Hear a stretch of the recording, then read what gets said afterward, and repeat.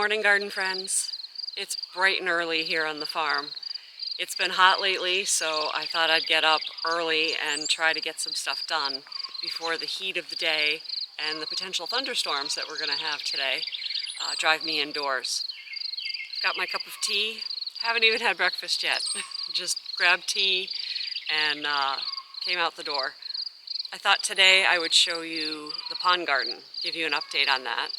Lots has happened in the pond garden in the last couple of months, at least since I've shown it to you, and I don't remember when the last video was in there, but it was early spring, and things were still kind of muddy and wet in there. But yeah, lots has happened, and it's really starting to take shape, and I can't wait to show you. So let's take a walk down the hill, and I'll show you what's been going on. Off in the distance you can see the chicken coops, the large mobile coop, and the main flock is out and about. The white hoop structure to the left of the coop is where we're keeping our newest flock, the newest addition to our flocks. The Barred Rock chicks have grown quite a bit, but they're just not quite big enough and old enough to blend into the layer flock, so we keep them separate in a separate little structure. But soon, hopefully in July, we'll be able to blend the two together. As you walk down the hill and the driveway out into the pasture, you'll notice that there are a few new plantings right here. This is the beginning of what I hope will be a large hedge that will help enclose the pond as it grows and add a little bit of mystery to the pond as you come down, blocking the view, the immediate view of the pond, so that you don't see it all right away, that it slowly reveals itself. First up, we have a couple of hedge cotoneasters, and these are really, I've never seen these before. These are really interesting. They have flowers, very tiny flowers, that are just about to open. And then they also have berries later on. But they'll grow up to 8 feet tall. I probably won't let them get that tall. And 4 or 5 feet or so wide. So my plan is to prune these into a hedge that will grow, I don't know, maybe 5, 6 feet tall. We'll see how it develops. And it'll block the view of the pond as you come down, so that it's not until this entranceway that you start to see the pond. I'll just stay on the outside of the pond for now and show you a few other additions. These 3 shrubs here are 9-barks. I love 9-barks. They have interesting flowers, and actually they're just starting to flower, and beautiful foliage. This is a variety called Center Glow. So it has this beautiful red glowing color. You can see the glow in the center of the leaves. So an appropriate name. And these also can grow fairly large. And the plan is to prune these into a solid hedge along this edge to the driveway. Around the 9-bark, I've thrown in some geranium, and this is the geranium that I have all over the property. It came with the property. It's looking a little rough right now because I just yanked it out of the ground and broke it up into a million little pieces, so it's suffering a little bit with the heat that we've had. I think this is Geranium sanguineum. Not 100% sure, so don't hold me to that. But I've planted it along the edge here, around the 9-bark. And eventually this will grow into a nice carpet of green with bright, bright fuchsia flowers. So give it a year or so and it will look a whole lot better. And down at this end of the pond are 2 more hedge cotoneasters. And these 2 will sort of block this side of the pond and create a deer barrier to keep the deer from wandering into the pond here. Now these cotoneasters and ninebarks are deer resistant. Of course, that doesn't mean that they're deer proof. It just means that the deer won't eat them until much, much later in the winter. But hopefully it'll be a little bit of a deterrent to keep some of the deer out. So let's take a walk around. As we come into the garden, you can see that there's a whole bunch going on that wasn't here before. First off, right as you walk in, past the hedge, is this beautiful amur maple, compact amur maple that I fell in love with when I saw it at the nursery. It's just such a unique plant. Look at these leaves. It will have beautiful fall foliage. It also has these little flowers that will turn into seed pods. They're pretty. And this is shrub form. I've limbed it up a little bit and may continue to limb it up a little bit more as it grows so that there's space underneath to grow things. But I just think it's really pretty. And it will grow, it can grow up to 10 feet tall. I'll probably keep it pruned down a little bit lower than that. We'll see how it grows. But it will also add to the blocking of the view as you come down the driveway into the pond. Just really excited about that. The ferns are starting to poke out of the wall here. There are a bunch of native ferns that have inserted themselves into the wall, and I'm going to leave them. Aren't they pretty?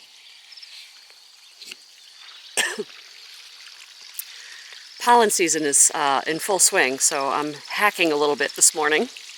Mr. Frog is sitting on his pad, and I decided to surround his little rock pad here with some Carthusian pinks. Now these also are looking a bit rough because, you know, again, I yanked them out of the ground, broke up the clumps, and shoved them in, and it's been hot. So they're suffering a little bit, but they're still managing to throw up little flower spikes despite the stress. So hopefully we will see some flowers. There's a few here that are starting to form, but they have bright pink flowers on the tips of tall stems, tall wiry stems. They're just beautiful, and they self-sow everywhere, so this will create a nice mass around Mr. Frog. This bed is still mostly empty at this point, but I'm expecting another shipment of plants to arrive soon that will have a bunch of things that I want to put into this bed. But for now, it's Mr. Frog, and I'll get to that in a minute, some Siberian irises. Over on this side, continuing from the amur maple, there's a lovely Japanese maple. Isn't this beautiful? It's a variety called Viridi. I'll put the name up on the screen, and it's just lovely. Nice straight trunk, and then weeping branches. I just love the color too. So that's on the corner of what will be the patio. In front of it, I have some native columbine, which are in full flower right now. These were in the vegetable garden in the perennial holding row. I had started these from seed. I don't know if this is going to focus on that or not. And yeah, so I dug them out and stuck them in here. I just thought they were a pretty addition.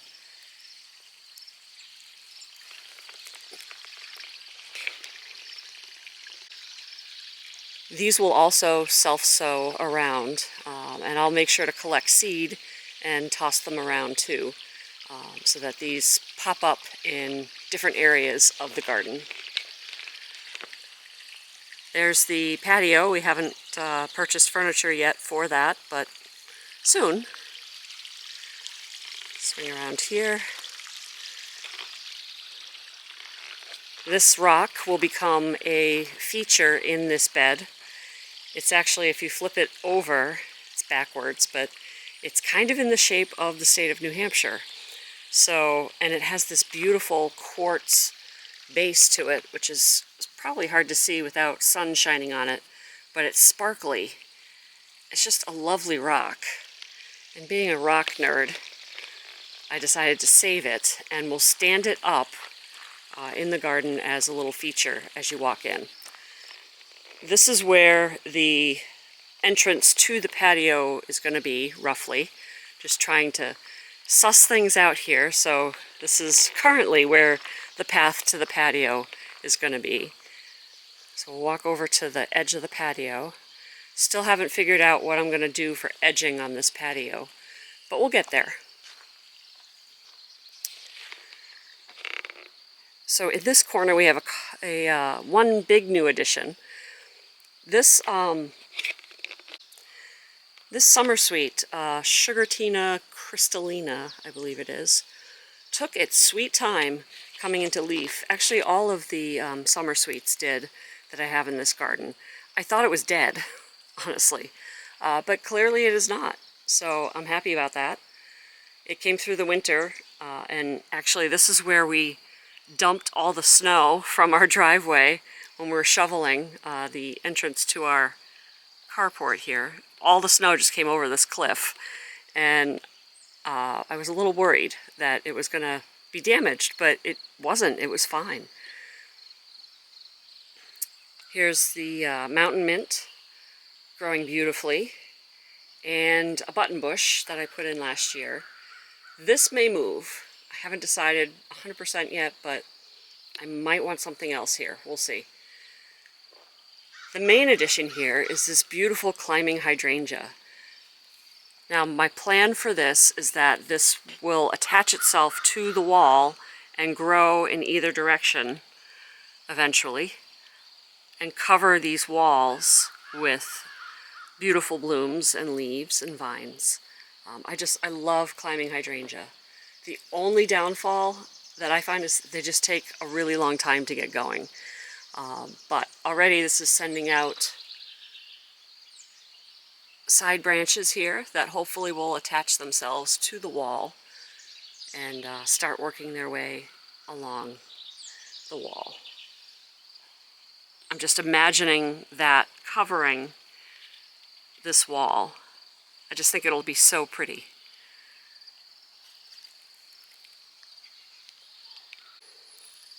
Alright, next turning to the bog garden, which is still full of water this time of year. Now that we have the water coming off the back roofs into the bog garden, this stays wet more often than not, which is exactly what I wanted for this bog garden. The native irises are just stunning. Look at that.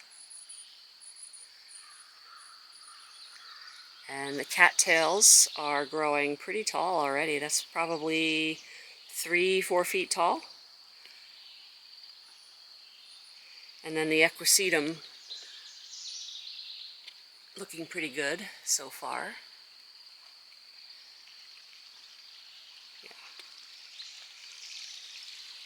Swinging back around to the other corner of this bed, I dug up a whole pile of Siberian irises out of the pollinator garden that I'm in the process of redoing, and stuck them in a bunch of places here. And despite the trauma of being chopped up into little pieces, they're still blooming. They're beautiful. So I have a swath of Siberian irises here that crosses over the path. And I will probably add more to this bed, maybe down in that corner over there. So I have plenty more.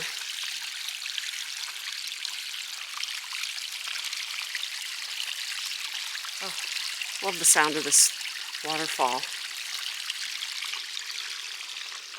Alright, so here is the drainage from the bog garden into the pond.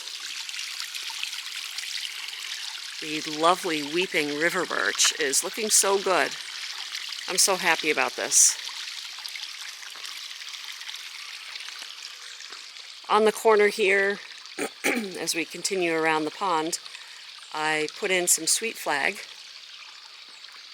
all in here, and it kind of curves around on the path. And this will form nice mats. Now this section of the garden here is still really wet, and so the sweet flag will love it here. Yeah, but most of this bed here is still pretty mushy, and you'll see it in a second as I walk around. I've got some ironweed, several clumps of it, some over there, beautiful purple flowers. And here's the beginning of the pathway that will take us over to the staircase that comes out of the pond. Now, I don't have all the stones for this, as I'm working with our big pile of rocks for the rock wall behind the barn. I've been picking out flat stones and just plunking them here. However, as you can see from the ruts here, the soil is still extremely wet and muddy. And so it's been difficult to dig, and I haven't really wanted to do much digging until it dries out. We're still in the first week of June, so a lot of summer still to go, and it will dry out eventually. But for now, the digging is going to be limited. Here is the weeping pussy willow that I was so upset about. Most of the branching got killed by the winter, and I pruned it back hard to the sprouts on the trunk, and it turns out I really hadn't have worried. It looks gorgeous now. All these weeping branches. Look at that. The only, I guess, unfortunate thing about the hard dieback that it had was we didn't get to see the little flowers, the little catkins. Yeah, so I'm excited it lived, and I'm hoping that maybe next spring we'll get to see the little pussy willows. But yeah, it's hanging in. I'm so happy. The drainage drill that runs parallel to the back wall is pretty crowded right now with sedges and grasses. I haven't weeded it because it is so sopping wet. It pulls out big clods of dirt when I do. So I'm going to wait for it to dry out a little bit before I weed this rill. But it is still carrying water down to the bog garden. So despite us being in a drought, this rill is still moving water away from the wall into the bog garden. Now the bed back here looks a little weedy, but a lot of it is actually seedlings of a plant in the main bed that I just haven't weeded out yet because, as you can see, the soil is still really weedy, or sorry, wet, and you sink in if you walk across it. It's getting better. You don't sink in as deeply, but if you stand here, you slowly start to sink. Let me just step back here across. We added 2 more big flat stones as stepping stones off of the staircase out of the pond garden. And again, these will get dug in and fitted a little better into the landscape once the soil dries out a bit. The silverleaf willow,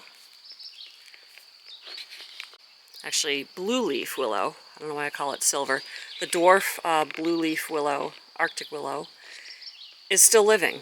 It got completely girdled around the base. The stems got chewed on, but it seems to have survived. I expect it to die, but maybe not. But I do have a couple of seedlings here, just in case. Oh, also back here are the yellow willow sticks that I stuck in the ground early this year. Those are rooting, so I'm going to have to make some decisions about how many of those I want to keep. So I have a bunch of them along this wall here that have also rooted. All right, I'm going to try to walk along here without sinking up to my ankles. Some milkweed that came back, and some Joe Pye weed. 3 big clumps of Joe Pye weed, along with some of the yellow willow sprigs. Now I've got seedlings all over that I think are Verbena hastata, and I'll show you that. Whoops, just whacked the camera. I'll show you that in a second. I'll come back here. The ivory halo dogwoods are loving the damp soil and are looking good. I have a couple of other red twig dogwoods that I'm going to be putting in here soon, I hope. All right, we'll come back out onto the path.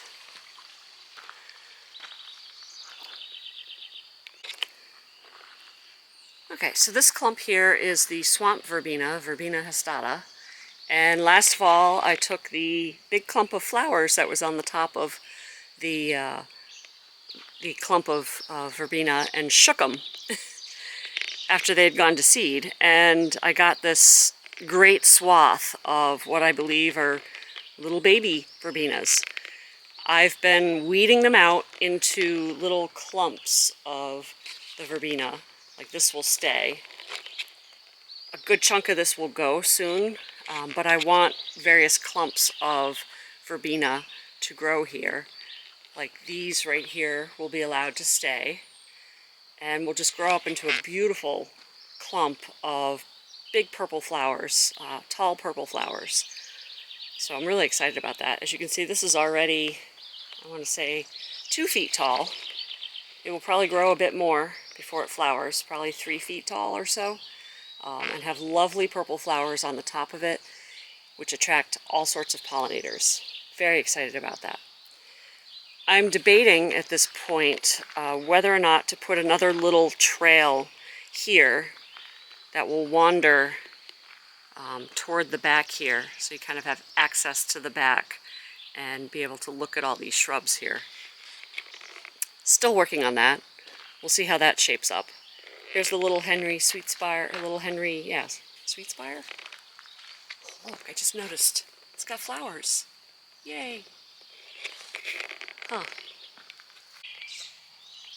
This, along with all the other 2 summer sweets, took a really long time to come into leaf this spring.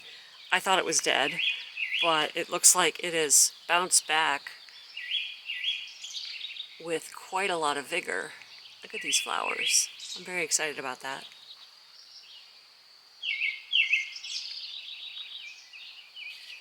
So here is the Ruby Spice Summer Sweet that, again, I thought was dead. It's not doing quite as well. It's struggling a little bit. So we'll see how it does this year and whether or not it stays in the garden. So there's the ivory halo dogwoods again. And the pathway would kind of wander this way and bring you to the drainage rail. Again, I haven't decided if I want to put in a permanent path in this spot, but we'll see. The sage leaf willow is looking amazing. Came back really strong this year, as is the high bush cranberry with all kinds of lovely flowers. Beautiful. Should have some nice cranberries, red berries, for the birds. Just gonna swing back here, give you a view of the Joe Pye weed and the willows. Alright, gonna swing around past the cranberry. Here's the black cat pussy willow. I had shown this earlier in the year with the little black catkins. Love this plant. Can't wait to see it grow and fill the space out. So here will be a patch of the verbena, and then I imagine the trail would kind of wander this way and back out to the main trail. So So here I have some more irises, and this is the power supply for the pump for the waterfall and the aerator, and then the fake rock hiding the aerator pump.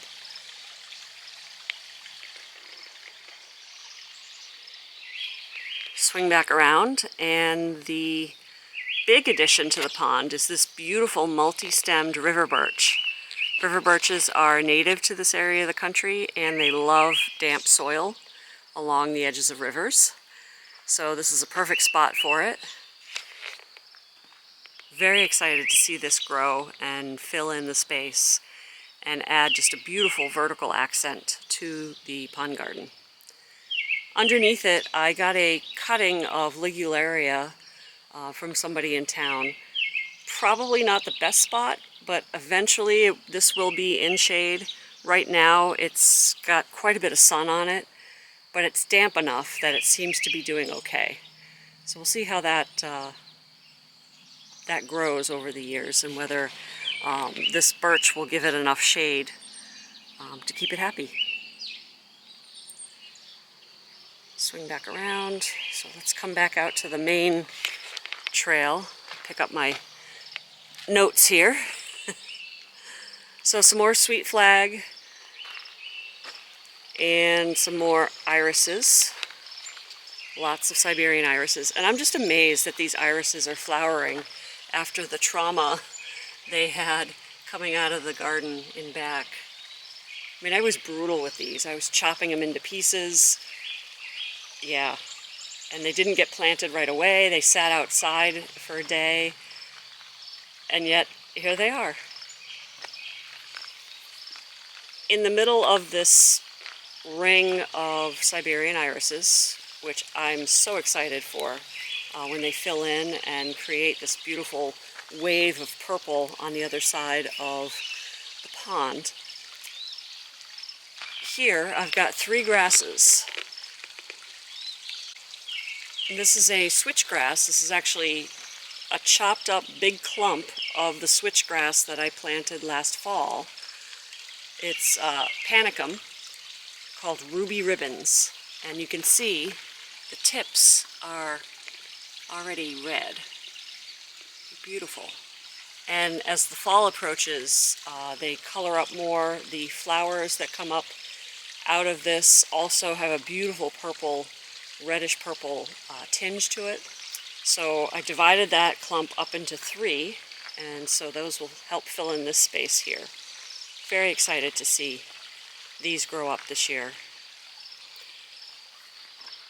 Swing around over here just to reorient you. There's the river birch. Here I've got some milkweed that came back. I grew this from seed. This is a button bush, which may or may not stay here. I'm thinking I might move it, and I'll show you where in a second. And then I have a spice bush. Again, this one also looked like it was dead this spring, but it just took a while to leaf out. Maybe because we had a cold spring, I'm not sure. But it's looking great now. And then further down this bed, we have this beautiful Autumn Brilliance serviceberry. So excited about this plant. You can see it already has, it was in flower when I bought it. So it's got some, here we go, has some berries. But yeah, in the fall this will turn a beautiful orangey red. I'm so excited to see this grow. I stuck some Creeping Jenny down underneath, and I know a lot of people don't like this, but here it doesn't get out of control, and it actually is a really good ground cover. So I stuck some in here, again trying to get the ground covered as quickly as possible. Still have obviously a lot more work to do to cover the ground in here, but got to start somewhere. And then the path leads us back around to these 2 hedge plants here, the Cotoneaster and the bridge. So let me step up on the bridge here and swing around.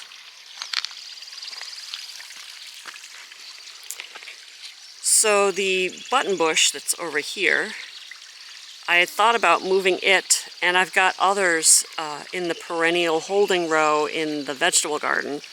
These were seedlings that I got from the State Tree Nursery. So I was thinking actually of doing a cluster of like 3 button bushes right here in this section of the garden. And then doing something else over on that side, maybe some grasses in this area where the button bush is currently residing, to blend in better with the milkweed that's over there and the sweet flag. So I may take that button bush and possibly the one over in the corner here by the climbing hydrangea, and grab another one from the perennial row and put a cluster here along this wall of button bushes. They won't get too big, maybe 4 or 5 feet tall, but I think the little button flowers, the little round flowers, would look really cool here. So that's something that I'm going to think about and possibly implement in the coming weeks. So let's swing back over to the pond here. The irises that are in the pond came back really nicely. They overwintered in the pond, and even though the pond was frozen solid, they seemed to do well. Oop, and there's a frog. One of many, many frogs. Hello, froggy.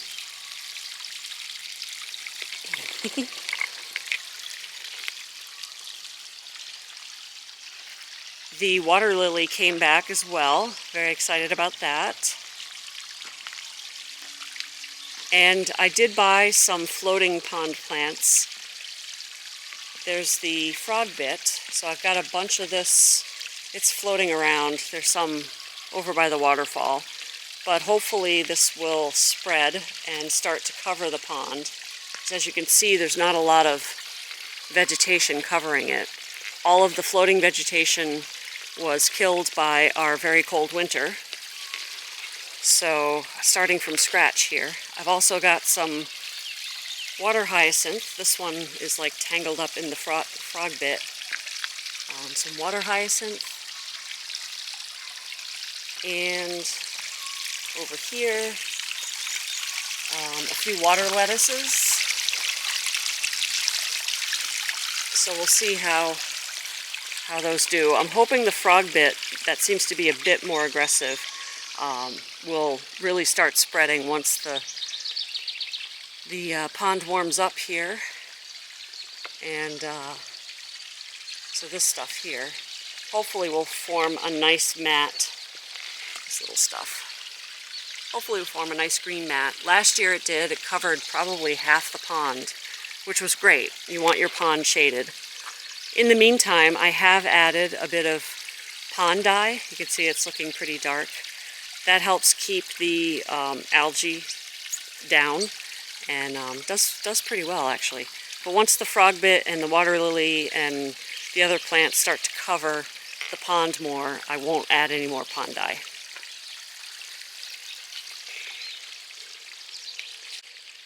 Alright, I thought I'd do just kind of a panning shot from the entrance of the pond garden, just to show you how much this has changed. It's really starting to come together. A lot more to do, but it's only early June, so, and I am expecting, I have one more shipment of plants that should be arriving soon. And then it'll just be, you know, filling in here and there as I find things that I want for this space. Yeah, but I'm really excited about how it's coming along.